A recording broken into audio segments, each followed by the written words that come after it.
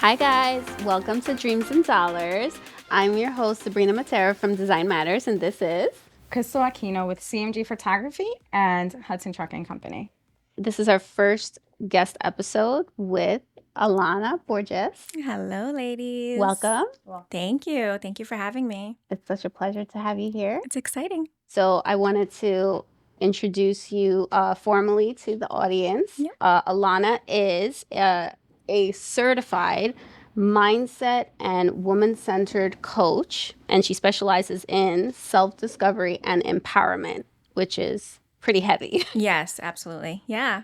So Yep. tell us a little bit about your background, what you do on a daily, and how you help people Absolutely. find their... Yeah. So my name is Alana Borges. My company is Alana Borges Coaching. And I honestly started this because of my own story. I struggled with depression, anxiety, insomnia. I was kind of like in that system. I came from a broken home.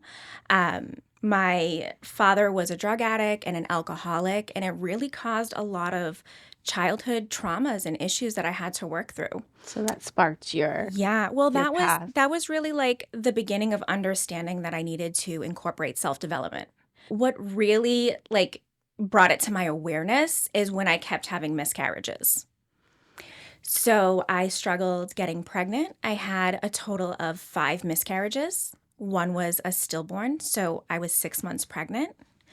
And then that's when I started to say, okay, what is going on? Like, what is happening here? You know, the doctors kept saying, there's nothing wrong with you. We don't understand. You just probably can't have kids. And then that's when I started to really dig deep. Like, there's got to be something. There has to be more than that. That's when I started dealing with a therapist more full term. So I started to do therapy, and then I ended up really growing and going into self-leadership, self-discovery, self-empowerment. And then I got my own life coach. And that's when I really started to break through glass ceilings and realized that this was my path.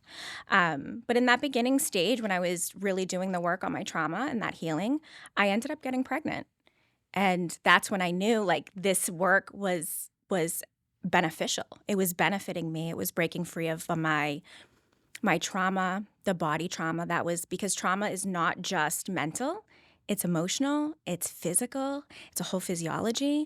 But that brought me my dream child, it brought me my firstborn. And then that's when I knew that it was working. That's when I saw the power of possibility. As a really young child, I always wanted to be a mother. And I would say to myself, I'm going to be the That was one of your goals. best, Yeah. the best mother I can possibly be. Like, I will be the advocate. I will be, I will teach them autonomy, and I will teach them discernment, and they will be strong, and they will know who they are, and I will do everything in my will to make them, see the world in different eyes. But it was a long journey to get there. And to be honest, that pain and that sorrow and me holding on to that anger and the resentment, hindsight, I feel like was part of the reason why I was struggling with fertility. I had, in total, I've had 5 miscarriages. One of my losses was I was 6 months pregnant and I had to give birth, so I had to give birth, and then I had to bury her. So it was really a struggle understanding, because I knew where my heart was. And I would say, I don't get it. Like, I'm a really good person and I want really good things for people. Why is this happening to me? Yeah. But it's good that you're releasing it right now. Yeah. And you do that for other people, but the fact that you're releasing it now and sharing that with the audience, it's good. It's healthy, because you have to... Oh, I share it now, always with people. You want to Yeah. know why? Because I have come across so many women that have been in similar situations And what happens is you start to feel hopeless. You Mm-hmm. start to feel like, I was thinking things like, what's wrong with me? Like, I would Is it go, me? You Right. question yeah. Oh, I everything. thought it was me because even the guy that I was with, I had been with him for 10 years. We had a separation and he got another woman pregnant and she went full term. And that was the child that I ended up losing. So our daughters would have been 2 months apart. And so that just affirmed it even more. Like it was almost like everything around me was affirming that I couldn't have children and that it wasn't meant for me. And then I was like, then what's my purpose? Like the whole, in my And you perspective. always wanted to be a mom. Yeah, and in my perspective, like that's the purpose of a woman. Like that's what I felt. I truly believed like women have wombs to have children. Now I get that there are circumstances that occur that prevent us from having children. I lived that reality for years and years, and I could have potentially lived that forever, right? But that's what I felt like. And I struggled, I struggled with depression. I struggled with anxiety, and I mean severe depression. I would sit in bed for days. Anxiety, like I had anxiety, social anxiety. I couldn't be around people. When I lost my daughter, Daviana, I was suicidal. It was a really, really tough time. And then all the circumstances around me were almost made me feel like there was proof that I couldn't have children. And I mean, hindsight, when I look back, I realize, and this is going to be a trigger for a lot of people, and please, please hear this with an open heart and with an open mind. Everybody's situation is different. This is not a one size fits all. I'm not saying that, if you do A, B, and C, it's going to get you, a child, right? Every circumstance is different, but it truly was a blessing in disguise. He ended up moving forward and becoming a drug addict, and he had his own cyclical issues that occurred with him and what would have happened had I stayed with him, right? And the same thing is that I started doing that inner work because of that relationship. Because when we separated, it was a very traumatic separation. It was very violent. It was a very scary time separating from him. And once I made that decision, I actually I thought I was never going to leave this man. I thought I was going to be stuck with him forever. I felt like I was so trapped. I was so depressed. I had lost so much worth in myself. I didn't think I was pretty. I didn't think I was attractive. I didn't think and he would tell me nobody's going to love you better than I do. And you start to believe these things, especially when you're desperate for love, right? Like I wanted a family. I wanted a child. I was so desperate to be loved and to love that I really did believe him. Once I stepped away from him, I realized I can do hard things. I can do hard things. I never thought I was going to be able to leave this man. And that's when I started to get more curious, right? That's when I started to think of, I had already had 3 miscarriages with him. He was the one that I lost the baby with. And then I met my daughter's father. And that was such an experimental time in my life, right? I had always been in a relationship. It was almost 10 years of a relationship. And that's when I started, that's actually when self-discovery really started, right? We were going out, I was meeting new people. We were having so much fun. It was just wow, I could go out. I was free. I could do things. And we went to clubs and I felt like I got to have some of my childhood back because I had missed that from being in a relationship. I wasn't allowed to go to prom. I wasn't allowed to, there was a lot of controlling aspects. I wasn't allowed to, be friends with certain people and stuff like that. So it led to almost the self-discovery, which then started to get me even more curious. And I ended up having a relationship with my daughter's father, and we did miscarry once as well. But I remember this moment in time when I just said to myself, if I could leave this person that I literally thought I was never, ever going to get away from, I literally felt a prisoner. there's got to be more. There's something I'm missing. This doesn't make any sense. Like there's no way. And I got really curious, right? And I started asking questions and I started doing research. And that's when I got down the holistic path. And I started finding out about things about like chemicals and how they affect your hormones and how they affect your just your body chemistry, and that there were certain things like I was taking Proactive, and there actually have been cases that Proactive has caused miscarriages.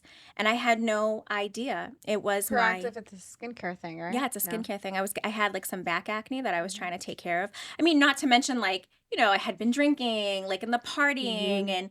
and, whatever, shampoos, conditioners, whatever it is. Yeah. I wasn't conscious to those things, right? Yeah. And my cousin's wife, Michelle, was the one who really like opened me up to it. She came over one day and she was like, she's such a loving, caring person. And she was just like, oh, do you know that like there are some chemicals that can actually like prevent you from having like fertility and stuff like that? And I was like, what do you mean? And I went down this rabbit hole, and That's what I did. yeah, because it does all kinds of things. It's Wow. not just fertility. It can cause like ADHD and like Mhm. all these other things. We'll leave for a different podcast because that's a whole other rabbit hole. But it helps the audience to understand how you started pivoting in that direction, Exactly. because you started exploring those things, and we're Yeah. in this new world where people have this awareness now to these toxic chemicals, and they're looking at their laundry detergent. They're looking at all Absolutely. of their These are environmental corporate. You make factors your own that laundry detergent, yeah, right? that, Yeah, I yeah, do do that too. now. Yeah. I literally went to the counter and was like, doop, dumped it right into a trash barrel, and we like started fresh. And I just did everything from square one and just got really conscious and really intuitive to what I was putting in my body, what I was putting on my skin. I mean, like, I don't even wear perfume. Like, I don't, you know what I'm saying? Like, Mhm. it ended up being a lifestyle change. Right. And what I realized was when I did the mindset work, it helped significantly. It really did, because when I had those bad days, it was the mindset work that got me out, saying like, nope, keep going, keep going. You got this. This is going to work for you. But it was when I integrated the healing. It was when I started to do the inside work. It was when I started to forgive those who I felt wronged me, right? When I started to see, that's when my life started to change. That's when things started to move in a different direction. And quickly, I ended up pregnant again. And then that's when I had Sophia. So that was my miracle baby. Like to this day, that's what we call her, miracle baby. And that was it. Like you just Mhm. need it once, just one time to show you the power of possibility. And then you just know everything is possible. And that really is what I always go back to. Like when I'm struggling, that's why I say the why is so important. Like when I'm struggling, like Mm. even in like being a coach, I do it naturally and I do it really well. I have amazing reviews. I get amazing results with my clients. But like the marketing, like things that I'm Mhm. not like, that's not my thing. I didn't get into coaching to be a marketer or a designer or a content creator or any Hire of that me. stuff. I'm gonna call you after this. I go to that. Right. But look at what you created. Look what you were able to change, and look what has come out of it. Like, I have plenty of proof in my life that the power of possibility works, because I have an 11-year-old daughter, and now I have a 3-year-old daughter, right? So I went from somebody that couldn't have children. I mean, I had a doctor literally tell me, you cannot have children. Wow. You can't. This is it. We can't figure out Mm-mm. what's going on. You keep having miscarriages. This is what's going to keep happening. And it wasn't till I believed in a different possibility and I started showing up, doing the work. This is manifestation. This is when Yeah. the vision meets committed, imperfect, inspired action. Imperfect Right. action, where you start to manifest Wow. your true desires. I got into coaching really because I felt the transformation inside and I saw how much I was healing those traumatic parts of me. And then I was like, how can I not share this with other women? Or, like, you know what it is? I picture myself I remember like sitting on the edge of the bed, like crying, Mm-hmm. like it was super emotional, looking for, like wanting help, like when I Yeah. couldn't get pregnant. Yeah. And how many other women are sitting there doing the same thing? And I Mm. wanted to give them hope. Yeah. We had to pause for 2 seconds Mm-hmm. because then I got her. Me too. That's her angel Miracle baby. story. She has her Sophia now. Yeah. It's a blessing. I had to be the power of possibility for other women that were looking for that light, that were looking for like that guidance, that North Star, Mhm. because I almost gave up.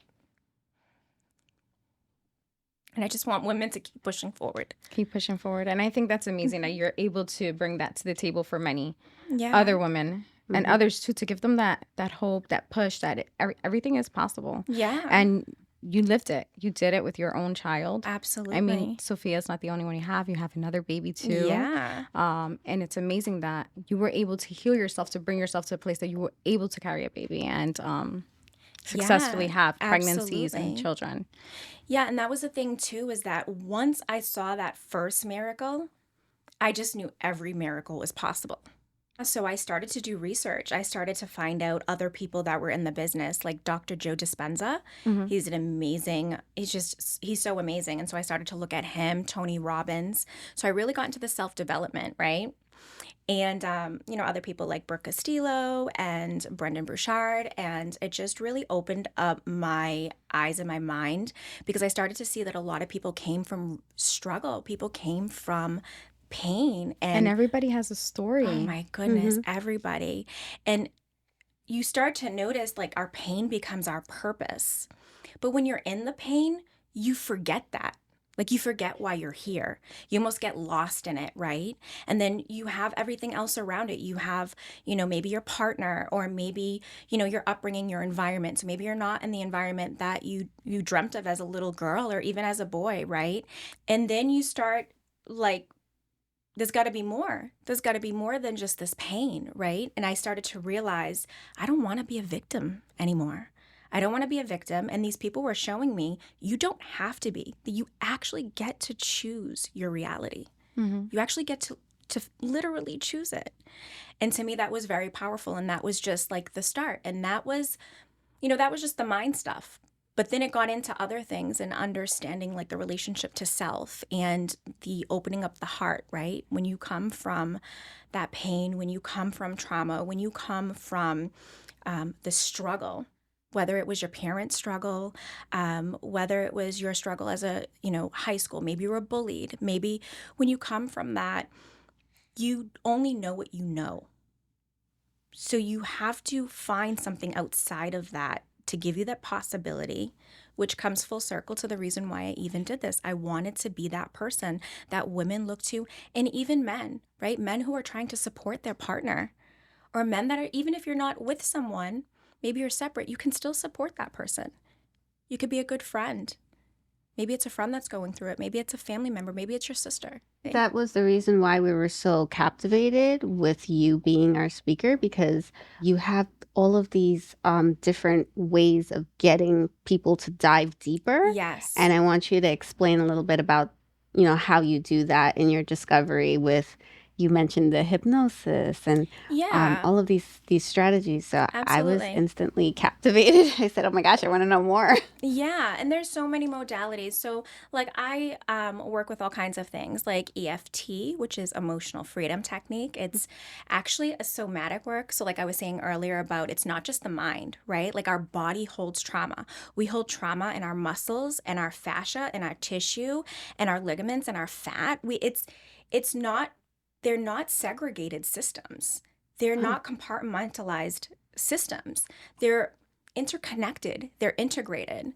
And so the somatic work really helps with people taking it out of their body, right? You might say, like, I don't get it. Like, I'm doing all the work, I'm showing up, I'm doing the journaling, I'm doing the meditations, but Yeah. it may be something that's inside that you got to release. So I do EFT, which is the emotional freedom technique. That's very helpful, and you can do it really anywhere in your car. You can go to the bathroom. You can but then there's hypnosis, and there's self-hypnosis. There is NLP, which is neuro-linguistic programming. But like we were talking about before, I always want to bring this up when we're talking about modalities, is that the modalities work, but they are tools. I think this is so important for people to hear this. These are tools. Everything you need, you already possess. And I think that was like the biggest discovery that I realized when I was going through this work, is I was looking for all these external things, which in reality we're all doing, right? Like, I want the better car. I want a better purse. I think we're all guilty of that. Yeah, right? Yeah. Like, it's neutral, right? They're neutral things. You get to like those things and want those things, and you get to do those things. But again, they're just tools. Like, you can go and get the nicest vehicle, but it's not going to make you a better person, right? It's not going to have you showing up at a 10 as a husband and as a wife. It's not going to have you showing up as a 10 as a parent. It's not going to have you showing up as a 10 in your business. The only time you show up in 10s in any of those things is when you go in. You have to do the internal work. You just, there's no shortcut, and you're either going to learn it the easy way, which I'm not sure if there really is an easier way, or you're going to learn it the hard way, right? How much resistance are you going to put on it?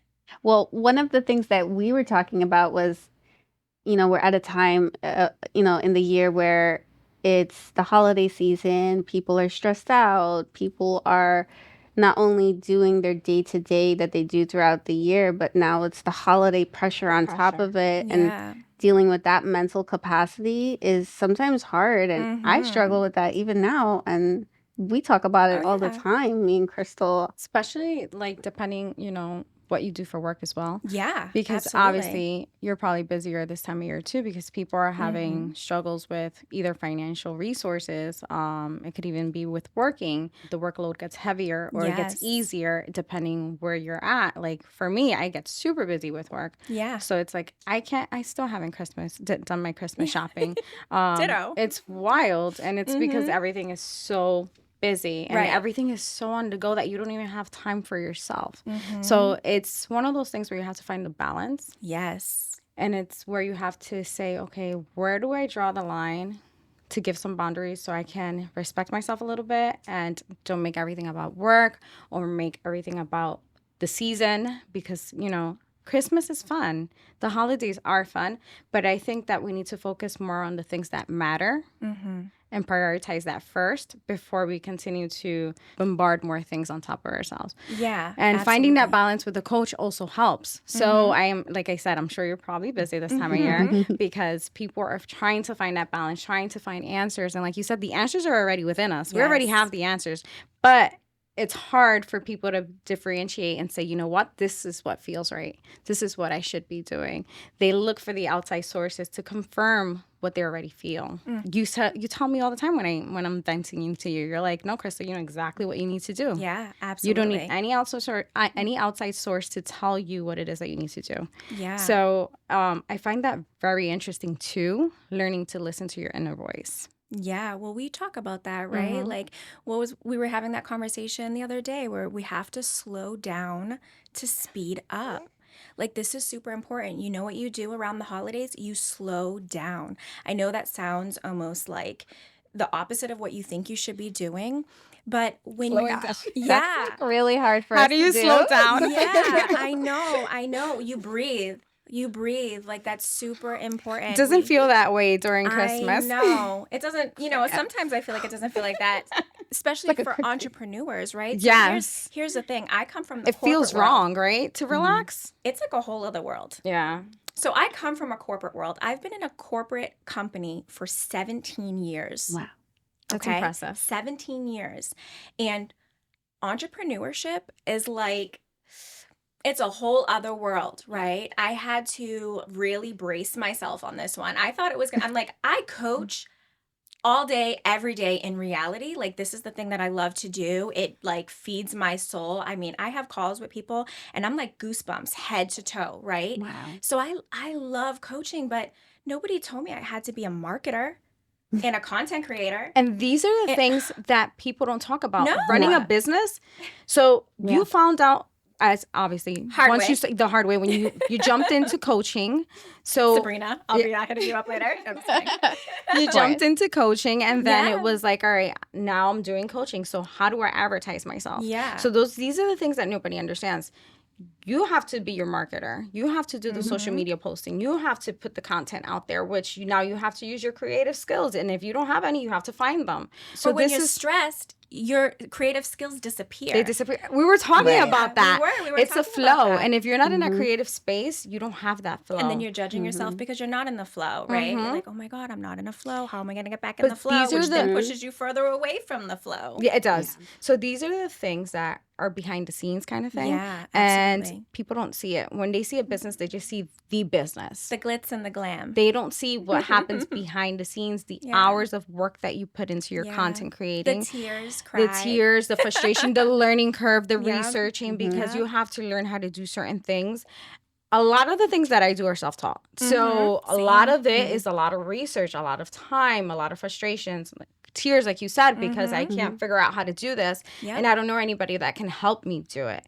So I commend you as a mom too to take the time to dedicate to your business, because it's not easy. You're a single mom of two. Yes. And Yep. that is very interesting to say, you know what? I worked my full-time job. I Yeah. just got off. Let me prep the girls. Let me do this. And then move forward to now work on my business and schedule my post and do this so that I can have a flow and I can have people looking at my stuff. Because your social media presence has to be relatively available to everybody. Because if you don't have a presence, you don't have anything. You don't have clients. You don't have anything. You're not even there. They'll forget about you.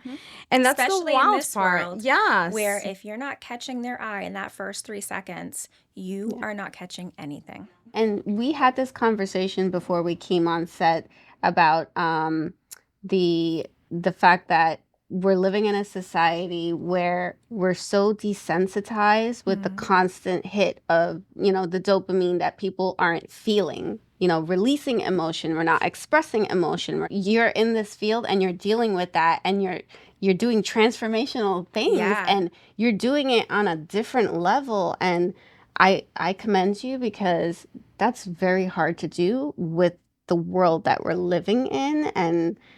And how do you pull that out of people that are already just like, we're operating on this like robotic level. Yeah. Autopilot. Yeah, that's what. That's me. Yeah, That's to come back full circle to the original question where you were like, oh, about these modalities. To be honest, I don't even like talking about the modalities, because I always say to myself, like, those are just the tools. Like we have everything that we need. You got to ask the right questions. Interesting. It's about the right questions. What questions am I asking that are pulling things up? A lot of times, the reason why people don't want to get a coach or even a therapist is because they're scared of what's going to come up. They're scared of it Or they're not affecting. ready. Yeah, they think they're not ready.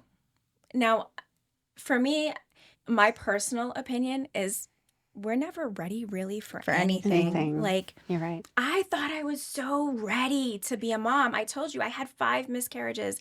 I was desperately wanting a baby.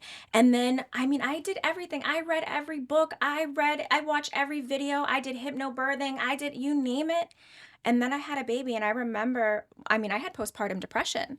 So I remember, Same here. I remember looking at her thinking to myself, oh my God, I'm so obsessed with her, but what is going on? Why? This is everything I ever wished for. This is everything I ever dreamt of. Why do I feel like I don't know what I'm doing? Like I read every book, but I read every book. So the truth of the matter is we're never ready for anything. So if you sit around waiting for ready, For the right time or the sign. you're gonna It's never coming. It's never come. coming, and you're gonna live in mediocrity. And here's the deal: it's okay if you want to live in mediocrity. There are people that like that, and that's okay. It's like there's people that like corporate jobs, right? There's people that say, I don't want to be an entrepreneur. That's okay. It's not for everyone. It's not for everyone. Everybody's their own person. We're our own individual person. But what I'm saying is, if you want more than mediocrity, if you have a dream, if you have drive, if you have ambition, Do not let it sit on the shelf and collect dust, because you're doing the world a disservice. Mm-hmm. You're Right. doing the world a disservice. And there is something special and meaningful in every single thing, right? In photography, you're making people's like family memories. They're Oh my going to be gosh. looking back at these things forever, you know? And that's even a special moment in those memories. You took my daughter's pictures. I know. Her Right? newborn My pictures.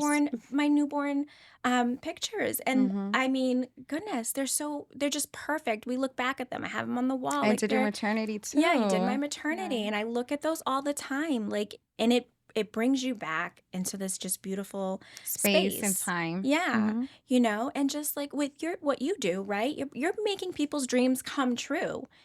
You're showing them how to be Love it. that billboard, right? Yes. You're showing them how to She's show so up. good. Yeah, she She's is so good at what she does. I love her work. But what would happen if you decided not to do that? Exactly. Do you know how many people you're I'm in the not business to helping give by not doing it? and help. And I Right. think that's why we all relate, because we have this inner passion, and Yeah. We have a I common knew it goal. wasn't something that I wanted to do for myself. I wanted to help other people, Yeah. and my way of doing that was in a creative way, Right. and bringing that fire out and making that something magical for other businesses. And you do it too, but you're doing it on this completely different transformational level. I mean, Yeah. I was like blown away when she Which- told us like what she did. Yeah, and to be honest, we need more Alanas. We need more Yeah. coaches, because if I can't function as a human, as a person, to do my day-to-day, right? Mm-hmm. My routines, whatever it is that I need to do, if I can't focus mentally and I am not, I'm just physically present and I'm not mentally there, then nothing gets done. Whether it's me working at a 9-to-5 job, Right. whether it's me being a mom, whether it's me running a business, if I'm not 100% mentally, then nothing will flow. Yeah. So we need coaching. We need people that we can vent to. We need people that we can talk about our problems with, because we all have a story. We all have something that we're going through. Everybody has a little more on their plate than others. Yes. But it's all like the seasons. Things are constantly changing. So we have to talk about, whether it's our problems, our happy moments, we have to have an outlet where we can share the things that we're going through in life. Or have like a soundboard, right? So like that's the difference between like therapy and coaching, right? Therapy is like much more talk, or I mean, there's all kinds of different modalities even in therapy, right? I had an EMDR specialist who was a specialist in PTSD, post-traumatic stress disorder. Okay? And so she did things like that, worked with the left and the right brain. There was a lot of like movement, almost like somatic work as well. So she had this specialization. A coach is like, it's different. It's off a different branch, and it's more about like helping you get past your glass ceiling. Right? It's helping you recognize, what are my limiting beliefs? What am I not seeing? I'm a master blind spot recognizer. Right? I'm the queen of pivoting. I'm going to sit there and I'm going to see what you're not seeing. Yeah. Right? You do it to me all the time. Yeah. She does it to me all the time. I'm a and little it's crazy. scared. No, she's good at, what she's really good at is saying, no, Crystal, look at it this way. Look at it this way. Let's do different it this way. perspective. Try it this way and see what happens. Let's get curious. Yes. That's my thing. Like, And let's I'm get looking at curious. it just through one window or one outlet. I think this is the only way it can get done. And she's like, no, try it this way. Let's see what happens. Yeah. That's and the I thing think with that's entrepreneurship huge. too. Yes. Is like you get tunnel vision, you know, which, I mean, goodness, like I said, I'm like in a whole new world in the entrepreneurship. I'm like, oh my God, there's so much to do. I'm only one human, you know? Yeah. But I had to slow down to speed up. Like you said, like social media presence. I mean, I was posting every single day. And I had my daughters look at me saying like, Mom, put down your phone. I'm talking to you. I'm like, I put down my phone because I am pretty holistic in general. Like I've always, like I raised both of my girls on Montessori learning. So I've always been super engaged. And I think this is the least engaged I've ever been. And I was like, whoa. Like Because you're focused on the business and putting the business out there. And yeah. I didn't get into this business to change be a part of other people's lives and their transformation, but then forget about this part.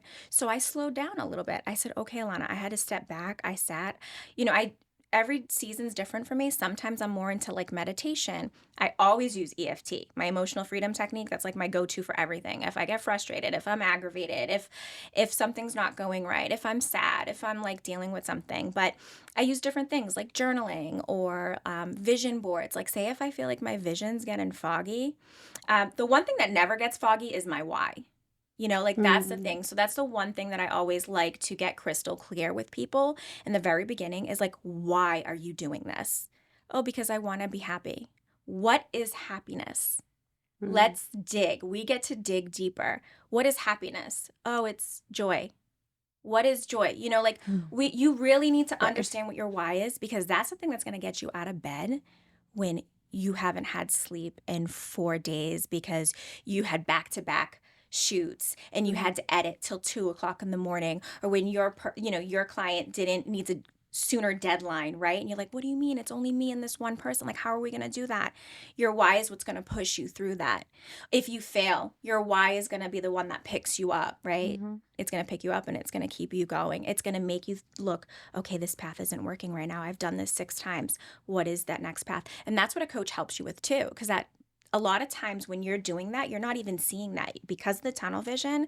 You're not seeing all these other things that are showing up that could potentially get you to the place that you're looking for faster.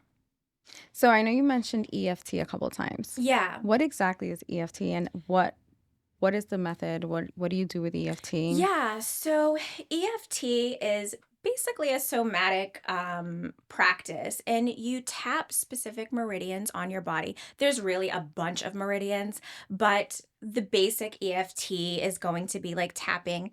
You just tap like this, and there's a statement that has to be said. Even though I'm feeling stress and frustration, I love and accept myself. If you don't feel like you love yourself, I've actually worked with clients that are like, Alana, I don't feel like I love myself right now. And just say, I accept myself. Let's start at neutrality. We can pull love in the future. I don't want people to not connect to what they're saying. And then you go on to other meridians, and then you do it on your head. You do it in the inside, the outside, under your eyes. I got makeup on, so I'm trying not to, tap underneath your nose, your collarbones, the sides. And you go through this verbiage. You go through rounds. If it's something that's not super triggering, I'll do just like a quick one. But if it's like something I'm really struggling with, like lately it's been entrepreneurial stuff, right? Like, what am I not seeing? I don't understand. I don't get this, then I do something more long. I was really sad when I got that feedback from my girls, right? Like, you're on your phone. And I'm like, but I'm putting a post. But that doesn't matter to them. No, they don't understand that part. That doesn't matter. I don't expect them to. They're kids. They're not supposed to, right? And that was like a big blow. Like, I was like sad for days about that. I'm like, oh my goodness, I'm like neglecting my kids, And I had to work through that because I had to understand, like, this isn't neglect. No. But how can I pull back and be of service in both ways? 100% is possible 100% of the time. Let's pivot. How can I show up and still be giving as much as I can without depleting myself and without neglecting? What's more important to me? One of my number one values is family. That is my first value, is family. Because I came from a broken family, because I came from, I didn't have my real father in my life. I always said that I was going to be the best mom I possibly could be. So family's first. Then it's connection, right? Well, what's the better connection than with yourself? If you can't connect with yourself, if you can't love yourself, if you can't accept yourself, you can't truly 100% love, connect with somebody else. You just can't. You got to build on that relationship with yourself. And that's what the EFT like reminded me of. Like, it kind of like took that stuckness. Because it's vibrational, it like gets you out of that, It's and like you snap out. Yeah. Yeah. And it also helps your nervous system. So we have a nervous system that really can run it can run our bodies without getting into too much science and, neurology and like neuroplasticity and all that, like, that geeky stuff that I could get into. Our nervous system has its place. So just because we're thinking doesn't necessarily mean that our body has caught up to that, and vice versa. So it's really important. Like, I always tell a client, like, if you're struggling with something, just move your body. You don't have to go to the gym. You don't, like, this isn't like, an hour in the gym or kickboxing. Just walk around the block. Let's start at the simplest step. I call it the 1%. Just start at the 1%. Move it out of your body. The only way out is through. It's the only true way out. That's interesting because I find that, being creative is very draining, and it's why I can't work with everyone. I work with a select few because I have to give my all, but I do find that happens, and I have to take a lot of breaks and stop and like reset. And Yes. I find that I get overwhelmed, and That's a big it one. happens to the best of us. No, It that's a happens. big one. And so what's your advice for people like that, like me and others out there that have like that mental overload, or like they're looking for that clarity? Yeah. Like what do you do in those instances? It's not a one size fits all. It's not. And there's like, everybody has their own recipe. And that's the problem too, right? Is like, people are out in this world and they're just like, who has the answers? Who has the answers? Who has the answers? And the truth is, you do. Nobody else has the answers better than you do, right? And so you have to get in a space of curiosity, and you have to try things on for size. Figure out, like, the first thing I always do is figure out, is their vision clear enough? Is their why clear enough? How attached are they on the way they need to get there, right? A lot of time it's our attachment to the way something has to show up. It's like, I want this house, but really you're thinking of all the things that are getting in the way of getting the house, right? So where attention goes, energy flows. And so it's really important to take a step back. This is why self-discovery will always be my most favorite thing to talk about, because people, like, every stage in my life, I've had to rediscover who I was, right? Who I was before I was a mom is not who I was the second I became pregnant. Who I was in pregnancy is not who I was the second I gave birth to her. Who I was the second I gave birth to her was not who I was when she was 5 years old, right? Not when I had a partner, when I separated from a partner, right? We have to rediscover ourselves, because a bunch of things happen. We get lost in the other person. We get lost in the parenting. We forget about our dreams. We have to come back to self. And it's the only person, guess what, guys, that you can't run away from. You can go and take your bags and go to California, like people think are going to help and fix and heal things. No. You can go do that ayahuasca experience. That's all fun and dandy. You can go to Mexico and have some spiritual whatever. You can't run from yourself. You can't. Is it going to heal, right? Yeah. No. Yeah, so you're either going to do Work it through it now, or you're going to prolong it. What is your definition of success within all of this? Like, especially this is talking a big about one. your daughters and This is a big one. and This is a big one. wanting to run a business, because you highlighted how you had to take a step back. So My definition of success is authenticity. My definition of success is evolving. My definition of success is doing things with intention and bravery, because I know some people are going to be like, that's not, like, what the heck is that? That's not success. Like, how are you supposed to measure that? Well, here's the deal.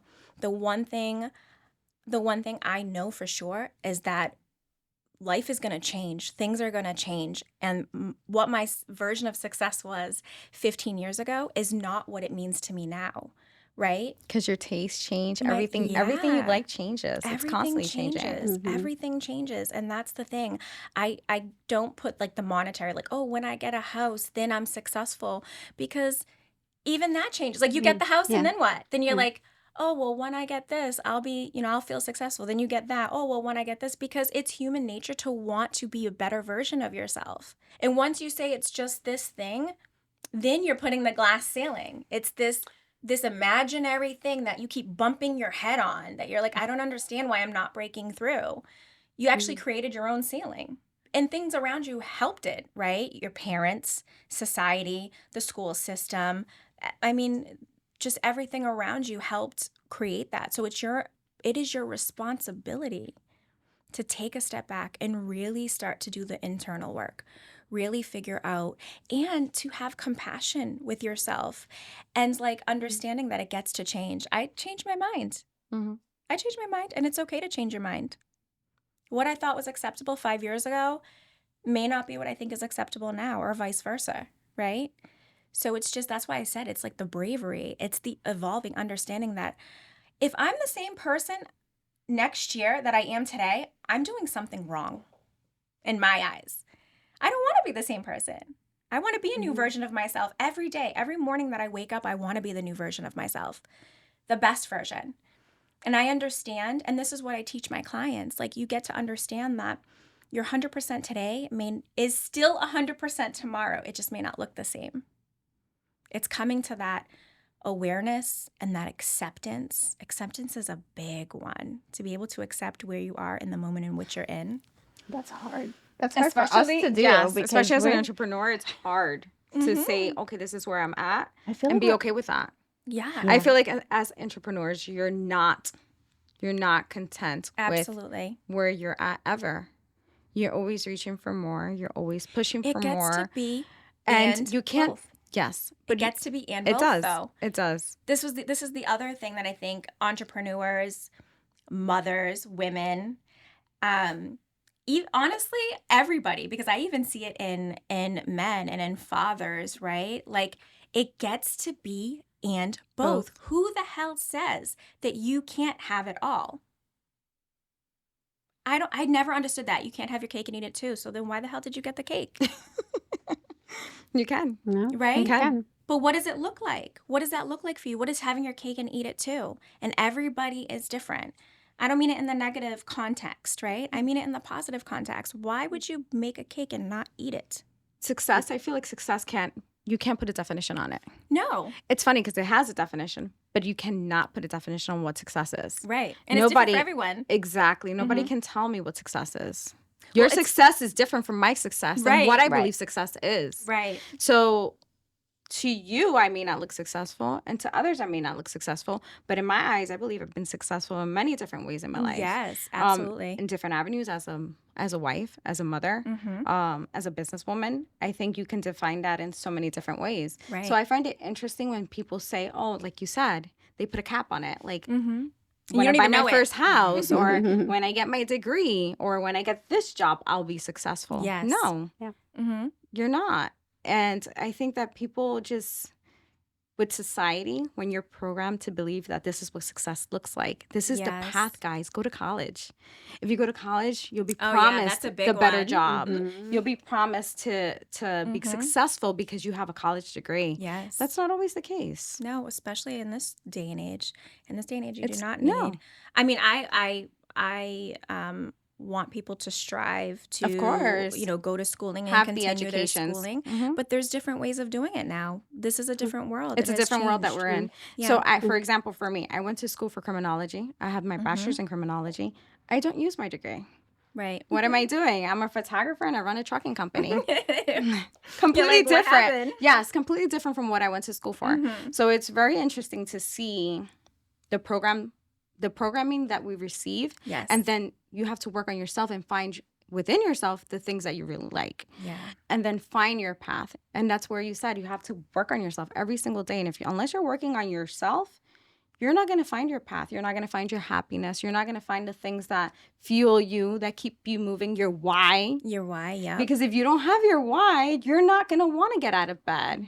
You're not going to want to do the things that you need to do. So it's very interesting to see that our generation is starting to break out of that. And I really love to see that. Yeah, me too. No matter how difficult it can get along the way.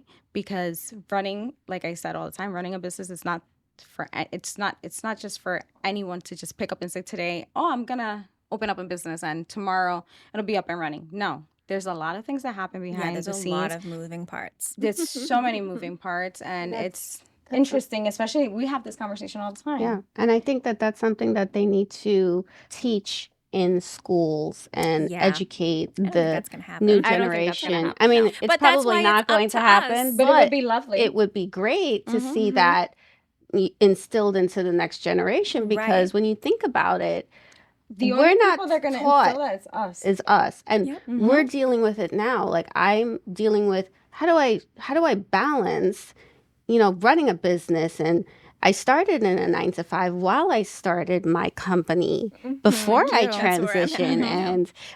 And, thank God I had my husband there to help me and manage it all. But if I didn't have that support system, and I had to learn everything all on my own. Yep. But the point that I'm trying to make is, it would be nice if there was something in the schools that touched on this. Like, there should be a mental and a physical balance and all of these things that you need to have to function and Right. and pursue your dreams, whatever it is. That's reason But why there's so many coaches that are there's so coming many. out right now, because they're Right. starting to realize like there's all these spaces. The fact that you've been doing photography for this long, you can now be a coach for people that are in photography, as you should be.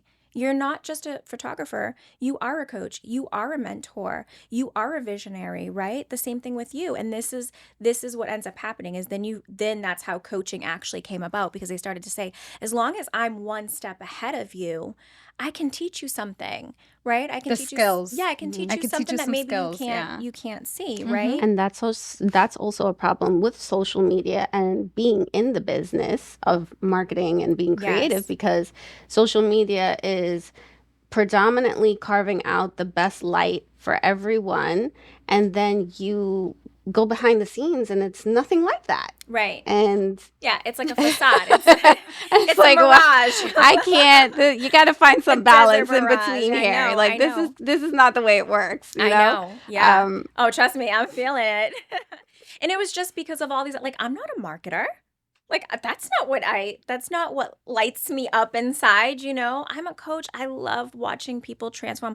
I love seeing those aha moments in my clients, right? I love, I know this sounds crazy, but I love it when they cry, like when Aw. they look at me and they're like, I didn't see that. I didn't see that. I can't believe I've gone this many years not noticing that, And when they have aha moments, I have aha moments, because we're all just a mirror of each other. You know what I'm saying? So it's like these moments where I see them. I mean, it was like this podcast, for instance, right? Like, I am not a fan of the camera. I am not a fan of pictures. This is not my thing. Like, I like to be behind the scenes. I'm the person that takes the pictures. I'm not the person that's in them, right? I had to really get out of my comfort zone, and it took her, right, to be like, no, you're doing this. So even as a coach, right, we need somebody outside of us to show us our greatness. And I think I've always worked on that with you, on pushing you Yeah, along yeah. with Yeah, my husband. absolutely. Like, it's so, and everybody needs that. Like, everybody needs that outside. The outside. To show them Yeah, something. because we're on the outside looking in, and we always saw all the qualities you have, and we always said she would be so good at I was helping like so people. like And we always said, Alana, I was just like go in for it, denial. do it. Like, And you're like, I don't know. I didn't figure out what my dream was till like last year, and it's funny because it's like so obvious. You're a natural born healer. Yeah, I just that's who you are. naturally love listening to people. I naturally love hearing what they're going through. I naturally love empowering them. And I didn't notice, even though I've done it like my whole life, like even like, my sisters come to me for advice, and my mom and like my family, I never saw it. And I didn't think that you could actually like have a business doing it, right? I think, COVID-19 really, like the pandemic really opened that up too. I think it almost like forced people to do things at home. We were forced into, working from home. And then so a lot of things had to be taken on Zoom. So things have changed. And I think that really opened it up too. And I started to see more of it. And then I was, that's when I was like, wait a second. I think I can really do this, And then I realized like, everything. Like, besides my children, it is the best thing I've ever experienced, because when I see like that light go on for somebody, there's nothing better than that than my children. You know what I'm saying? There's nothing Because it's besides your my children. calling. Yeah, It's your because it's my calling. calling. It's my passion. I didn't even know it. It took me 36 years. You know, it took me 36 years to even see it. But you're not going to see it if you're not doing the self-discovery either. You know, if you're not taking the time to really figure out, I was doing the work, and that's really important. People need to show up for themselves. And if you can't and you're not seeing something, you need to ask for support. You must ask. Listen, I hate that saying, I came into this world alone, I'm leaving this world alone. Okay, first of all, no, you did not come into this world alone. You had a strong woman holding you in your belly, you know, in a belly for 10 months, nurturing you. You did not come into this world alone. And I do understand that that looks different for everybody. This is not to, you know, this is like the average, right? I don't want to take away from those that have struggled with trauma, or it came from really bad situations where maybe they were adopted or something like that, you know. But it's really important to understand that we did not come into this world alone, that we were brought here through some other support. Mhm. And that speaks to our next topic about having a tribe and support system for each Yeah, other, not absolutely. just women, but men as well. Men are And extremely important in this process. Like, hmm I know I'm talking a little bit more about women. Well, one, because I am a woman, right? You guys are women. But the man is so important in this process, right? They have this energy, like the masculine and the feminine. We all have it, we all possess it. But there's something that is so important about a man and how he holds space for a woman, and how he, you know, he allows her to be her best self, her self actualization, because it's going to take a woman so much longer to get there if the man is not supporting. You know, that's really important. And the same thing for a man, because women do it too, right? If a woman's staying home raising the children, like, I'm a single mom, so I wasn't able to do that. But thankfully, I work from home. So, and I started to build relationships, like with my mom. I healed that relationship, and there was a lot of forgiveness around that, and me and her have a really good relationship now. So I was able to get that support from somewhere else. But this is for, you know, women need to be supported. It's not even a get to anymore. Like, we need to be supported, because here's the deal. When we're able to get to our self-actualized self, no man will be left behind. right, very They well just said. won't. Not a single man will be left behind. Actually, my first clients were men. I naturally sit in my masculine energy. And that's because I've always been in survival mode, right? Like, I've been, you know, I had a really hard upbringing. I had a very abusive first relationship. I mean, it was 10 years of crazy nonsense that no woman should ever have to go through. So I've always been in survival up until the past like 5, 6 years, where I really started learning how to balance my masculine and my feminine energy. But it's really easy for me to step into my masculine, which is the doing, right? It's the discipline, it's the dedication, it's the checks and balances, it's the to-do list. It's that super easy for me to get into that, because that's what you have to do to survive, right? The female energy, the feminine energy, and this isn't actually has anything to do with gender. It's just they're like the yin and the yangs. The feminine energy is like the creativeness. Like, every woman or man has this, both feminine and masculine energy. And that was harder for me to tap into, because when you're in your feminine, you have to feel safe. You know, you have to feel safe. Uh, you have to feel like you can let those walls down in order to step into that feminine. Because you feel like if you step into that feminine too soon, that people are going to take advantage of you, or you're going to fall. You're not going to have that steam to push through. And so when I first started this, my first clients were actually men, and we got amazing results. They're like, you know, they can do the do. But I realized a lot of their struggles came from their upbringing with their mothers. And not that it was bad or indifferent, but like, some of them were struggling now because they saw their mother struggling. right? Like she was in her bedroom with the door shut, crying, thinking that her son was sleeping. Wow. And here he is now with woman issues, or, whatever it may be, or maybe he's struggling to connect with his partner, or he's struggling because he's feeling like he's not getting the connection he needs because he saw his mother, right? And then that's when I started to say, wait a second, I want to tap in a little bit more into the women energy, because then maybe, like working with women, maybe if I work a little bit more with women, I can stop the problem from where it starts, right? Where the mother is feeling unsupported or not nurtured enough, or again, this is no pointing of the finger, this is no shame, blame, guilt, or judgment, because this is not just in a relationship, right? This is like our relationship with our parents, our relationship with our siblings, our relationship our relationship with our It children. comes full circle. I can personally share like my personal story. I know for me, I had a hard time finding my path, and it took me a while to find my path. And my path, I didn't find it until I felt safe. I needed a masculine energy, and I've always been in my masculine energy. It's just how I do things. I am very direct. I just know how to get things done. We're in a masculine world. Yes. That's corporate. That's, again, this is not gender-based. I'm talking about the energies behind it, right? Exactly. So you have to show up that way, right? That's how you get things done.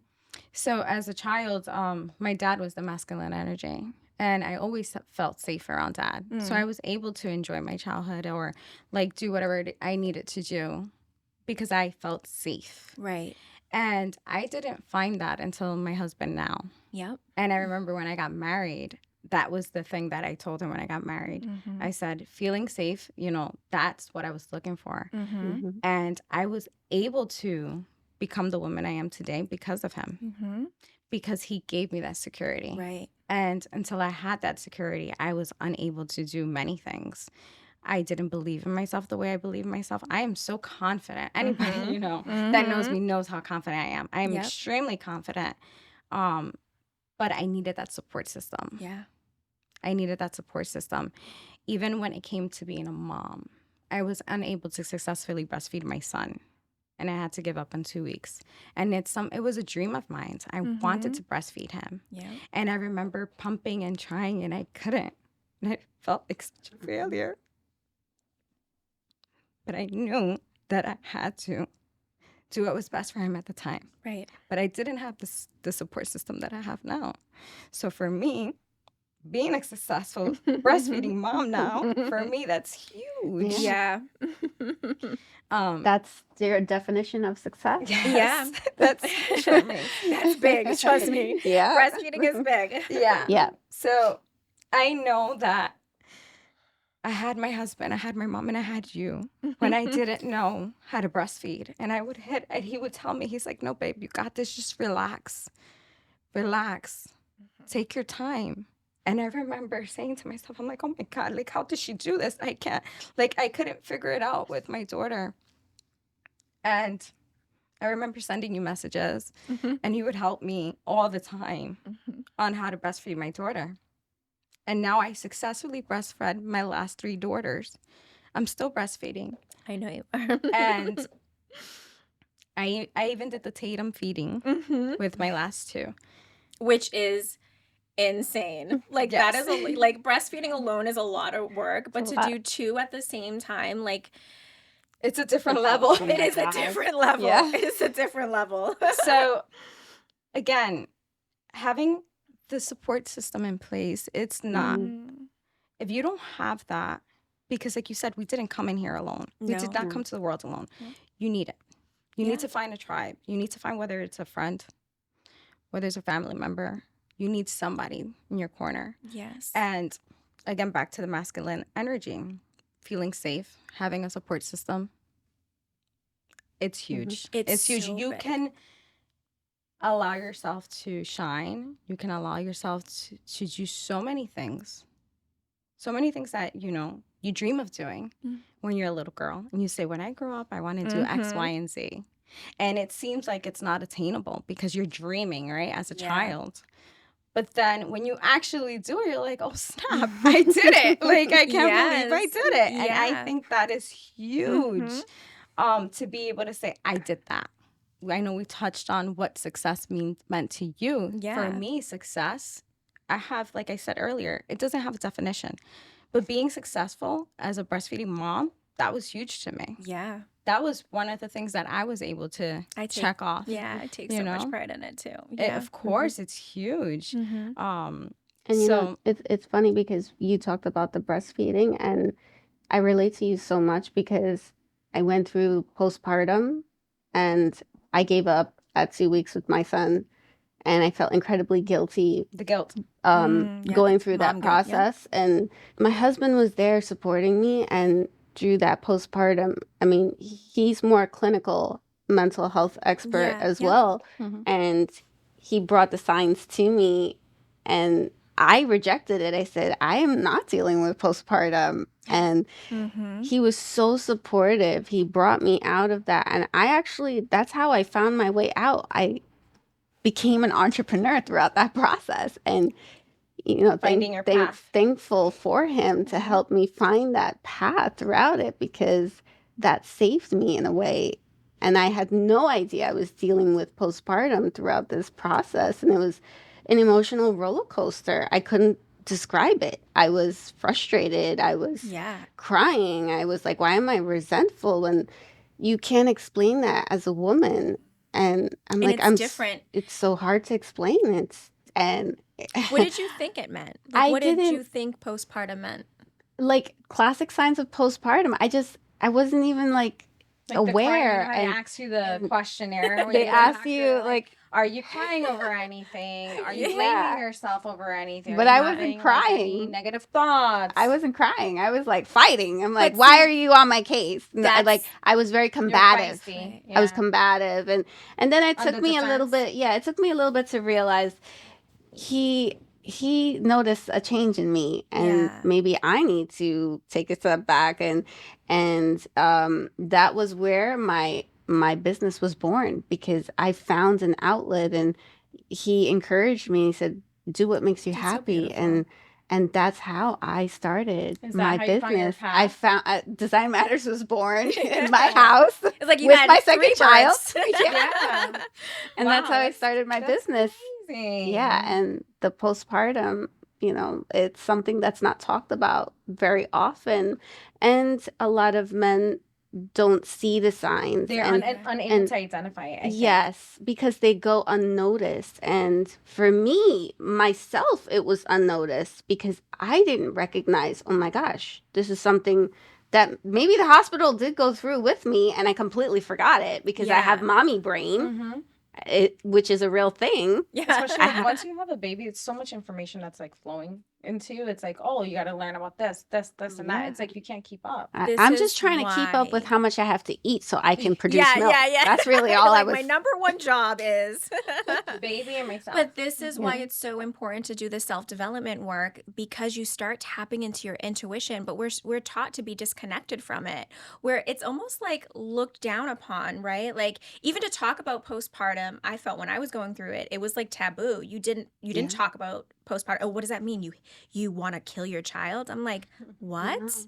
That's not what postpartum means, right? Yeah. So there's a lot of like misinterpretation, miscommunication, and yes, there are some symptoms that can be like that, but I never felt that way ever.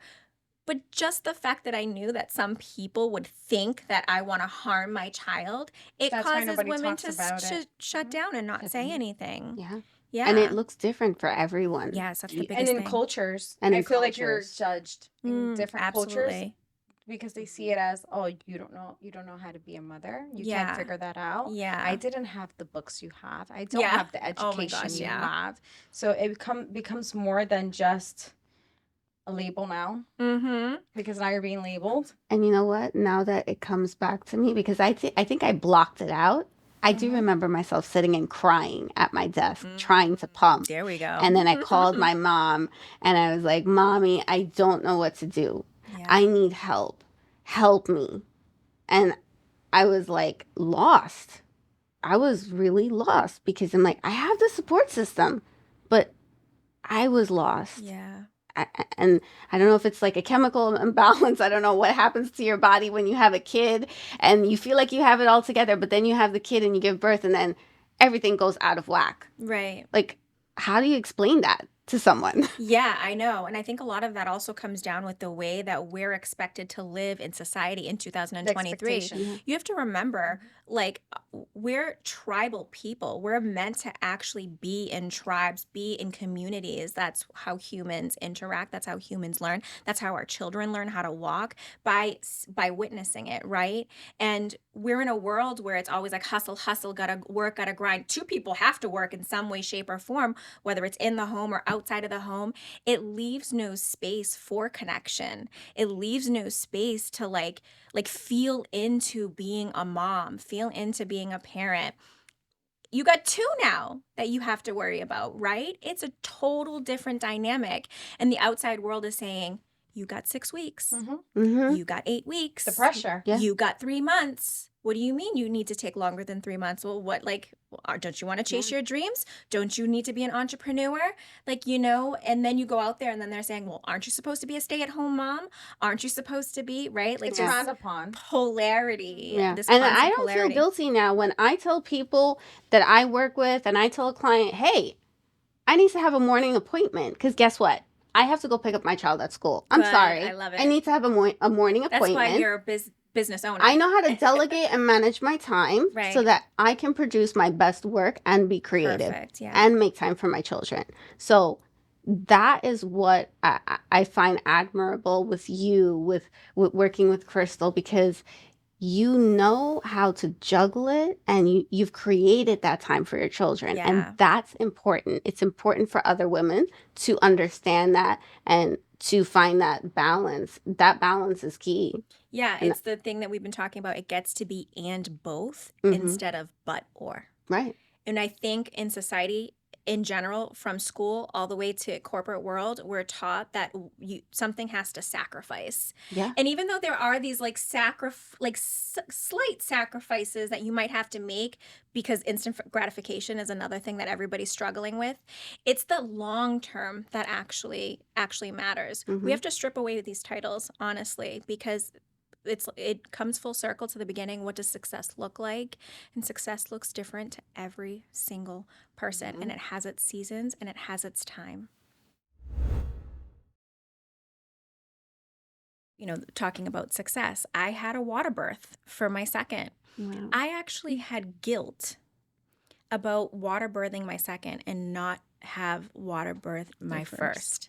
Like, I struggled with that, and I actually did have support in my situation with my first two, with Sophia. Like, I did have the support too when I gave birth to her, but we only knew what we knew, right? And I was high risk. So they were telling me like, no, you can't do a water birth. And obviously her father was concerned too. And even though he did really trust my judgment, because there was a lot of decisions I've made that has been borderline, like he thought I was crazy, but I never steered wrong. You know what I'm saying? But that guilt came up with my second, and I struggled with that. Now, thankfully, she was a part of it, right? We're talking like this is straight pandemic. And I was a part of it too. Yeah, it's straight I was on pandemic. FaceTime with her. Yeah. Really? Yeah, and here I am, like, she's in the room, she gets to experience life coming into the world, and it was so peaceful, it was so precious, it was so beautiful. And but then I struggled with postpartum, and like half of it was like because I felt like I couldn't give it to her, and I should have went with my gut. Why did I listen to the doctors? Why did I listen? Like, I know better, nobody knows better than me. And like I had to deal with stuff that was 8 years prior. It didn't even make any sense, but even that was coming up, and that changed some things, and that made me, and then the dynamics between the two, right? Between my oldest and then my youngest, right? And even like that guilt, like there's that guilt where there was the 8 years difference, like, so there was so much that was coming up during those times. And at the end of the day, I know that it was successful regardless of all the things that felt that were a little bit off, right? Even like the postpartum, because that almost makes you feel like you're like they're stealing your happiness. Like this thing is stealing your happiness and you don't even understand. For me, I didn't have an attachment with my firstborn. Oh yeah. For that a whole happens, year, I didn't have an attachment. Yeah. I remember I always dreamed of having, when I give birth, I want to pull the baby out and put the baby on my chest. I was just like, get it off of me. There was no connection there. And it took me a while, again, because there was no support. So when there's no support, you just feel robotic in a way, just doing what you need to do. And then I had my mom being over supportive because she knew this I was off. So right. She's trying to come in. She was and trying she's to overcompensate. Nurture, right. So it's very interesting when you see the dynamic of how everything plays out. Yes. And it's just like, wow. Yeah. And that's why success is different for everyone, because we have all these different experiences that then ends up molding our reality, right? What I thought success was when I gave birth to my firstborn ended up being something different for my secondborn. And then all the lessons I learned along the way. I did breastfeed my first, and I knew without a shadow of a doubt that I was going to do it for my second. But let me tell you, my second was actually harder. I was under a lot more stress. I didn't feel as supported as I could have been. And that really caused me to struggle, like with my milk production, and that's why I even help women with their milk production. Like I'm not a lactation specialist, which I probably will in the future. I will probably do some work in that. I love learning. I am definitely a nerd when it comes to all that stuff. But yeah, I've helped other moms and other women breastfeed successfully, because unfortunately even that system fails the women.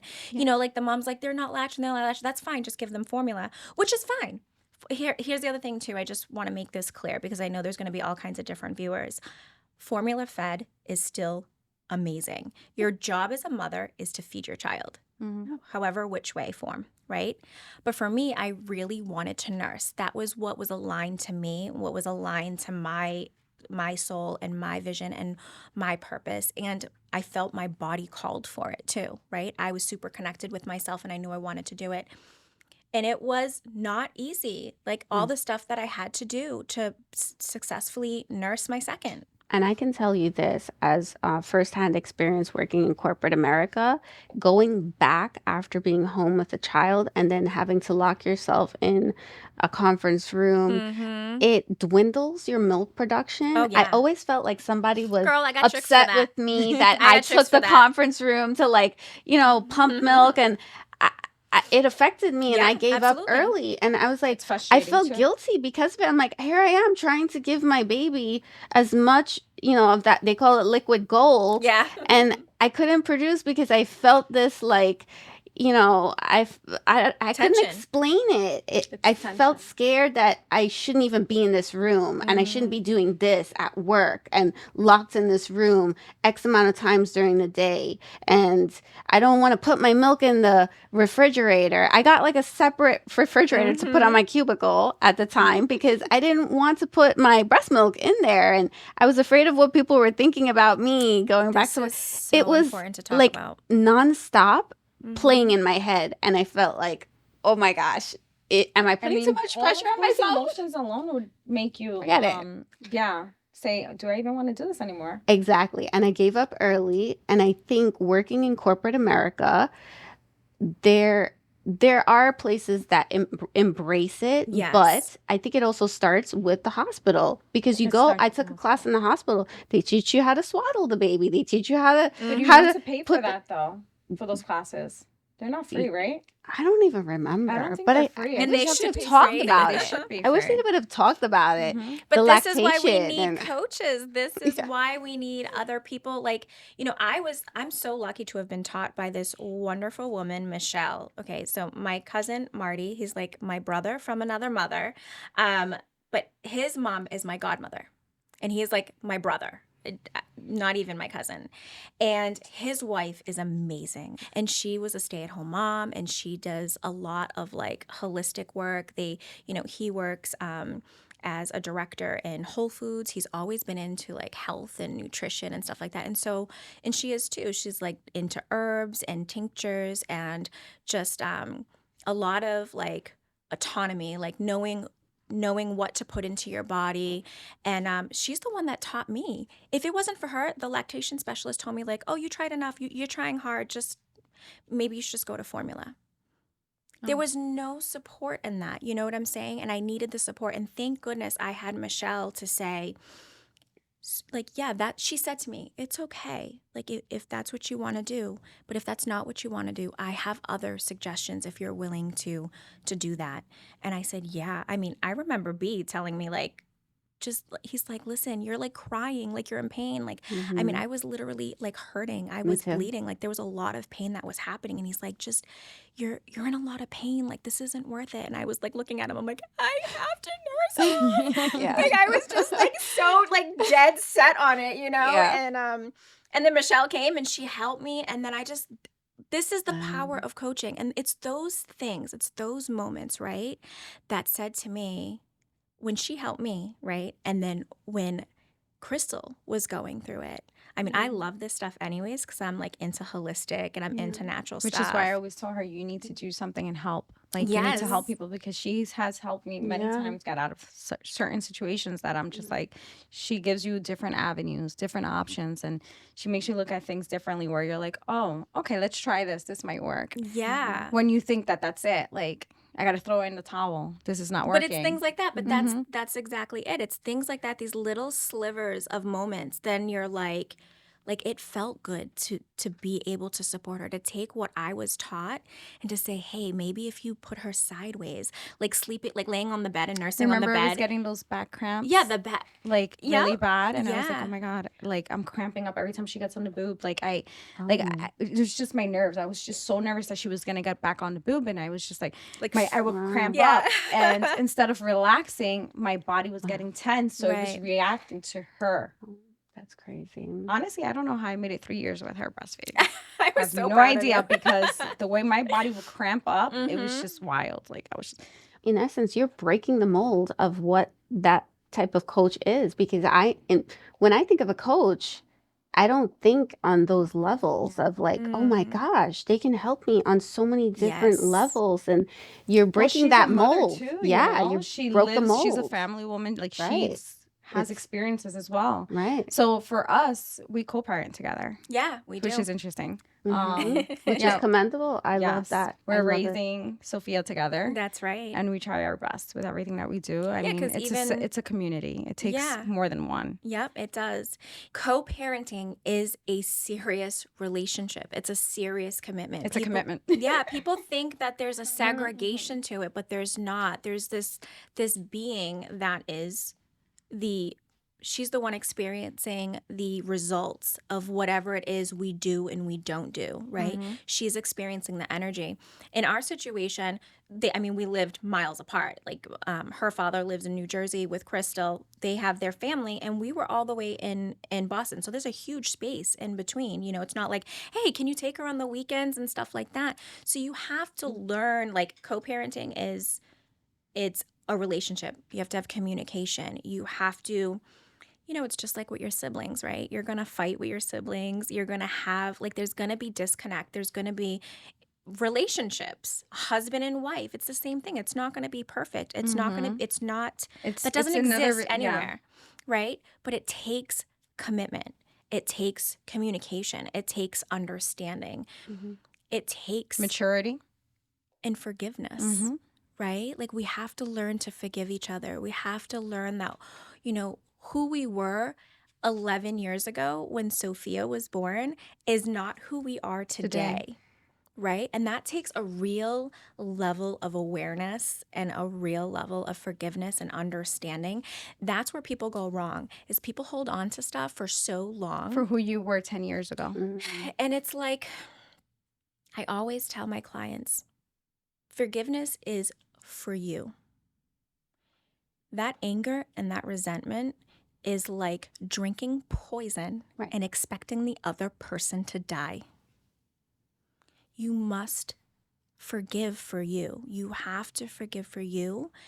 We have generational trauma. What we have goes on to our children. Anything that you had while you were pregnant or before pregnancy goes on to your children. Trauma gets passed down 14 generations. So crazy. 14 generations. But I believe it though, because Yes. if you pay attention Right. to your family members and the cycles that they all go through, Yes. you're just like, this is a continuous Yes, cycle. Pay absolutely. close attention to the stories that happen and the things that happen throughout the family. Yeah. It's history repeating itself Yes. over And and this- over and over until there's that one person that says, wait a minute, no, Yeah, enough is I'm enough. going to I'm going change to this. change it. I'm going to break Yes. the cycle. Enough is enough. And that's going to start at forgiveness. Mhm. That's where it's going to start. And that has to happen, especially in co-parenting situations, because obviously, like, two people are separating because they can't see eye to eye, right? It's not like, I mean, there are times where people do separate on understanding terms, but for the most part, that's usually not the case. It's usually like one that has to step out or something happened. There's so much forgiveness that has to happen, and that only when we forgive can we allow the other person to step up into the version of themselves that they need to be. Because if you keep holding on to the version of them that they were 10 years ago, it doesn't leave any space for that growth. And when you're co-parenting, the only person that truly hurts It's the child. is the child. Mhm. That's the only person it truly hurts, you know? And that's the part I think people are forgetting. I mean, I luckily have always had a great relationship with Crystal. Like, I remember when B first met her, I looked at him, I was like, can I say this? Am I allowed to swear? I was like, don't fuck it up. Like, don't. I literally told him this. Like, don't do it. I remember So- because he told me. Yeah, I was like, do not mess this up. I just so happened to get really lucky and have a good relationship with Crystal. Like, she's somebody that I would be best friends with if him and I No, we never get along exist. great. We Yeah. always have. Yeah, we always have. So I'm lucky on that aspect. And obviously, like, me and her father weren't together. There wasn't this animosity or any kind of craziness in between us. But what I want people to understand is even with that, you can still heal. You can still forgive. You can still it's a choice. It is a decision. You just have to decide.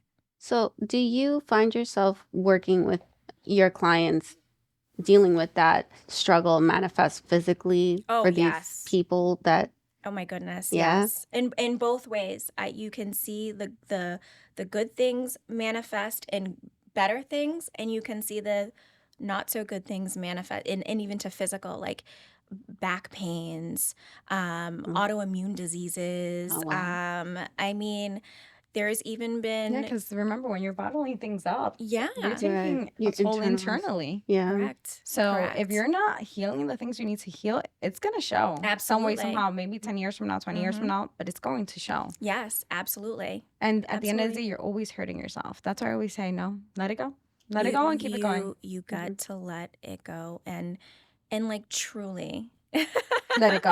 Like, Don't just truly. say. So yeah. it's not this like, oh, I don't Right. care about them. Like, let's put the ego aside. I know that's hard, and I know it's gonna take some work, but this is when you can see a therapist. This is when Right. you can see a coach and get the proper support. You know, because like there's some decisions I've had to make where my friends and my family were like, unsupportive. I cannot believe you're doing that.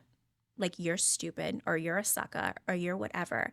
And I said, listen, I did not spend 15 years doing the work to have you decide for me what is right for me. Like, I appreciate it. I know they're doing it. I know they're doing it out of love. I know they're doing it because of their own perception of fear and their own perception of what they think is going to happen. But I am intuitively connected to myself. I know when something feels right. And I don't do things from a space of like, oh, I'm only going to do this if this person does this. When I decide because that is my intention and that is what I'm going to do because that is who I am, not because of the other person. You know, and so Wow, that's deep. it is. And I got But there it's because because of the you work. know yourself. Yeah, I know myself. Mhm. I know myself. I never feel good. Anytime I've ever done something that wasn't in connection with like my heart, it never turned out right. It always felt so unauthentic. A lot of times you know what feels wrong and you still go for it. I've been guilty of that many times. Absolutely. And I go against my own inner voice. And then when things hit the fan, I'm like, I knew this. I knew this would happen. Yeah. Why? Because I didn't listen to myself. There's a twofold to that though. I'm going to bring this up twofold because here's the thing. Sometimes that thing happened because subconsciously You were afraid of it, so you called it into you. That's why the inner work is so important, because when you do the inner work there's a difference between fear and intuition, and people get them confused. They're two different things. And it's so hard to differentiate, which is why it's just like, okay, wait, is this because I'm scared I don't want to go forward? Yes. Or is it because doesn't feel right, or I shouldn't be doing this? What then happens, it's called RAC, where it's like, have you ever gone to go look at a car? You never see this car out on the road. Like, you never see it. You go, like, it's a BMW, it's white, red leather interior, and you're like, oh my God, yep, this is the car. And then all of a sudden, like, for a whole month, you see the same freaking car everywhere. Yeah. You're like, wait a second, I never saw that car. Now I see it everywhere I go. What happened? It's the same thing when you make decisions. When you make a decision from that fear base, your subconscious is actively looking for that subconscious result. So if you think, this is for example, if you think, let me give an example of relationships because that's the easiest thing. Say you think all men are cheaters. Every man you choose ends up being a cheater. Why? That's what you're attracting. Because that's what you're attracting. You're energetically connecting in the subconscious space, and you're attracting that energy, So it's really important for us to pause and really pay attention to what is coming up. Our thoughts are important. Yeah, our thoughts create our emotions. Our emotions create our actions or inaction. And our actions create our results. Our results are just evidence that create your situations and your circumstances. You are constantly creating your reality. So how do you feel about roadblocks? Because I know sometimes as an entrepreneur, it feels like you plateau, or you hit like a roadblock, and it's like, wait a minute, like what? Because for me, I know that if I hit a roadblock, I need to reassess myself and figure out what I'm doing different, or what am I doing differently, or what am I not doing that is causing this roadblock and is causing my business to either slow down, or I'm not getting the same traction, the same momentum. So how do you feel when it comes to saying, oh no, everything is going slow right now, I don't know what's happening, it's because this guy dropped this, he dropped the ball on this deal, or X, Y, and Z, because you can point the finger sometimes when you're so clouded, because you can become clouded very easily and become very upset because things are not flowing the way they need to flow. So what advice can you give a business owner? Because running a business can come with a list of obstacles. Absolutely. But sometimes more obstacles than successes. More downs than ups. And for example, with the trucking, more flat tires than actually making hydraulic systems. Actually making and tires alone, you can ruin your whole week or your whole day. Yeah. Or even on a tow. So it's like, all right, how do you stay with your head over water and saying, you know what? There's light. Or keeping that balance when those obstacles hit, or a roadblock hits, because now you have to renew insurance, and now the insurance premium went up because you had X amount of accidents. I laugh because I worked in a construction company. My father owned a construction company. Oh, wow. And it was funny because the workers I hired, I fired, I did the bids on the work, I did everything. I'm the one that got the trucks registered. We did freight hauling as well. In the summertime, we did landscaping. In the winter, we had a whole fleet. We had triaxles, dump trailers, you name it. We had an entire fleet. So when I talked to her, she's like, oh, I know. And it's funny because the workers would see these huge checks, 15,000, 20,000. They're like, and oh my God. Impressed. And then it's like, no. Do you know how much a hydraulic system is? Oh, and P.S., you just ripped down the lines and caused a hazmat situation that cost us 20 grand to clean up because we had to have hazmat come out. So and the thing is, my father was a diesel mechanic, so he could even save money by doing his own mechanic works. And even, him and I would look at each other and he'd be like, I don't get, what am I not seeing? And this is when I was when we left the company, I went into the corporate world and I stayed with the same company for 17 years. So that was the last job that I had before this. And it's a tough industry. So that's why I kind of like giggled, because I remember like having these conversations where my dad was like, these people only see the glitz and glamour, and they're nobody not seeing... sees the sacrifices you also have to make Yeah. when you have employees. Yeah, You absolutely. prioritize your employees. Yeah. So now it's like, all right, what are we doing? Like, how are we going to move everything around? How are we going to make this game play nice without nobody being affected? You need to know your values. You need to know your values. Again, the why is always going to be the next thing. And taking space, because it's the space between the space that you're going to get your most aha moments, right? It's when you slow down to speed up. Yes, not reacting initially. Yeah. Because it's so easy to react when you receive a phone call. It's like, oh, Yeah. another, oh, this just happened. Yeah, absolutely. It's so easy to just park it, leave it there. We're not dealing with it anymore. No, don't react. Take your Yes. time to assess what happened. I call it the 48-hour rule. And that's something that I try to teach to my husband, because sometimes I'm just like, babe, you need to take a breather. Go take a walk, go somewhere. Yeah, because everybody has a different reaction. So I react more calm, where I'm like, okay. And he's like, you're so calm. I'm like, yeah, what do you want me to do? I just have to find a solution now. Yes. That's it. You've acquired a leadership skill. That's what I call it. Yeah. You assess the situation, you let it process, you think, and then you figure out a solution. Because if you're reacting, you're not thinking. Right. You're just acting. And you're doing it off of impulse. Impulse, exactly. And usually when you're impulsive, you're not productive at all. It's just like in a relationship. If you and your partner aren't seeing eye to eye, and you just react and blurt something out, and you don't take the time, you can hurt that relationship.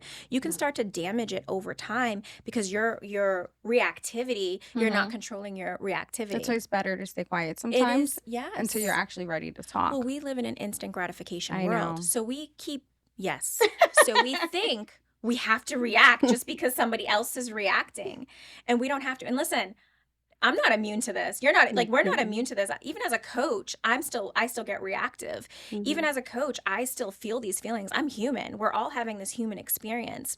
But how quickly can you pivot?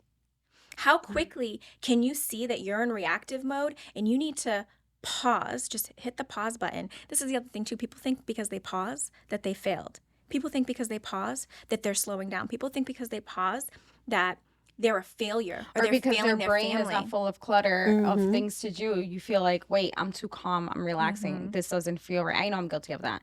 If I'm on the couch for 5 minutes too long, I'm like, wait a minute. Don't I have things to do? Why am I sitting here? I'm trying to think of all the million things I need to do. But it's like you said, you have to. Yes. And my husband says that all the time. He's like, enjoy the moment. Yeah, we were talking about that earlier. Take it in. You don't always have to be busy. And, and then you're thinking, oh my gosh, I have X, Y, Z to do. I don't want that hustle mentality. It's the hustle and grind. And really, that's an old way of thinking. Because just because you work harder doesn't mean you're going to make money. There's plenty of people that don't work harder and are smarter. My father, he's my stepdad, but he's my father. He is the hardest working man I have ever witnessed in my entire existence. And I've met many of people. This man is old school, like grind. Work boots still to this day. He's up at 4 o'clock in the morning and he's in bed at 9 o'clock at night. Like, he is a beast, and he can build anything. And he's an electrician. He's a plumber. He's a roofer. He can do everything. He's a combo. I love that. But here's the thing. He missed out on so much because in his mind, it was you work hard to make a living, because that was the generation. That was the thing. generation. That was my dad's generation. My parents too. My dad is he's a contractor, and the same thing. And I think that brings that, going back to what your definition of success is, I think in my world, it's managing your time effectively between the family and the business. And I don't think I've achieved that. Being a business owner, being a mother, being a wife, I feel like it's a constant work in progress. And that is my success, to have that right balance. I feel like I'm still working towards that. Absolutely. Towards that. Yeah. goal. I have plenty of people that come to me for that too. And that's, it's like this self-assessment. Like, where am I at in my family life? Where am I at in my health? Where am I at? It's called, it's like the wheel of life, right? You have all these like different, and you're like, well, I can't give all of myself to everything all at the same time. And although that's true, right? Like you can't literally split yourself up into each thing. You can't do everything, cannot be a priority. It's still really important to understand what those things are, what they look like. And the first thing I say to my client is that you have to understand your season. When I start looking at my life as a season, I start to understand, I start to realize things and like pull back. Like this is like winter, right? This is holidays are coming. And I had to say, I mean, I've been like grinding. I'm a new entrepreneur too, you know? So it's like, I was like, wait a second, I just want to be a coach. Now I got to be a marketer. Now I got to be a content creator. Now I have to be a designer. Now I have to be all these things. Like, what the heck? Oh, and I have to do like, you know, I have to do my books and I have to do this. I saw like I got caught in that grind, right? And it was actually stifling my creativity. And I'm like, why? I would like sit down and I'm like, suppose this is my 3-hour block to do content creation, and nothing could come out of my brain. I couldn't, Nothing like, was flowing. nothing was flowing. And it was because I was disconnecting with my kids. Mm-hmm. So I had to understand, like, where is my season? Where can I pull back? It's not forever. It's my season. Okay, so let me pull back here. I think my people are going to understand if I'm not posting twice a day. I think they're going to understand if I'm not posting every single day. And it's just about pivoting where you're putting your energy, having the acceptance, the compassion for yourself, right? Having the compassion for yourself when you start to see these things happen. Like, it's okay that I'm here. Like, I'm human. I'm learning. This is part of my journey. This is just part of the process of learning and evolving and becoming the best version of yourself, right? And I feel like if you don't give yourself that time and space, you'll just want to throw in the towel and quit. Because it's easy to just say, I'm done with it. Like, Yep. I don't want to do it anymore. It's Absolutely. draining me. Yep. It's taking too much energy from me. Like, I can't continue to do this. And I know, like, you get so many different thoughts when it comes to that, to running a business. You can either you could lose a lot of energy just thinking of, like, this is not Worst working. case scenarios. Yes, this is not working. You can possibly even have suicidal thoughts. But here's the deal. Here's the deal with this. And this is what I keep telling myself, even when I'm going through, because now I'm actively going through that process, right? It was really funny when I started to become an entrepreneur. Things in my personal life were so even keeled. Like, I can pivot through anything. It was actually getting a little complacent. Like, I was starting to get that itch, like, what is next? Like, what am I supposed to do next? Yeah. The entrepreneurship actually helped me to be a better coach because I was so disconnected from the struggle of that leveling up that I almost was like, when my clients would say something, I would be like, oh my God, that's so easy. But now that I'm in that entrepreneurial world and I'm getting the taste of, like, it seems easy when you've already been doing it for 15 years, but it's not easy when you're in that, like, what do they say, 5 years? It The takes 5 year, 5 years before, right? Even that's a limiting belief, to be quite honest. But well, still. that's what they say. But I think every business has its own Absolutely. time capsule Absolutely. kind of thing. Absolutely. Like with trucking, they're like, give it 5 years. And I'm like, I'm 3 years in and I'm looking at my husband like, what are we doing? So, But you'll know. And this is the thing, is that the more you slow down and the more you have these open conversations with your partner, because you're married, so you have to have this conversation with B. You guys need to have an open communication about what's happening and what what are the expectations. yeah, even what like are when we I'm do- having a meltdown myself, because I'm not the one to sit there and cry, but like I'll probably get ecstatic with like my brain is like overflowing with things. And I'm just like, I don't know. Like, I don't know right now. I need you to figure that out for me or find solutions, because I don't want to deal with it right now. I have to deal with X, Y, and Z. So it's a fine line, because if you just ride everything on you, it's going to take a toll on you. Yeah, absolutely. So you have to also delegate out certain things. Absolutely. That's like the whole mental health thing too. That's why I said the support is so important. People think that they can lone wolf. Lone wolfing is one of the worst things you can do in life. Just in life. Like, it's the worst thing that you can do. People are like, I'm lone wolf. I do everything on my own. Like, first of all, no, you didn't. Because in order to even have a client, you have to connect. Right. So even if you're an entrepreneur and you did all the entrepreneur stuff on your own and you wore all the hats and you made the whole show run, you wouldn't have been able to do that without a client. So no, you're not a one-man show. No, you're not doing it all on your own. If you don't connect with those people, you're not going to have a business. So I have a question to ask you Yeah. because I saw this trend on TikTok and Yes. I know you are the woman to ask. It's called the law of visualization. Yes. It's basically you have this mini experience with the thing that you're focusing on. And I know we're in the end of the year. People are looking at their 2024 and looking at vision boards and goals. Yes. And like, how do you feel about that? Because we're I in love it. that phase trying to figure out, Yeah. okay, what's the best? I love it. I get overwhelmed with it because I feel like it's an aesthetic when people do vision boards. And I'm like, I don't really care. I just want to put my goals together. Like, what's the best map? What do you recommend for people? This is actually part of like my program that I offer. Part of the program in the beginning, the first thing we do is do a really deep visualization, because here's the thing is people actually, they think their vision is clear. But I assure you, it is not as clear as they think it is. It's like the comment that I had said about like, oh, what will make, what do you want? Oh, I want to be happy. Well, what is happiness? Oh, it's joy. It's like, okay, well, what would joy look like? Time with my family. Okay, what would that look like, right? What would that look like to you?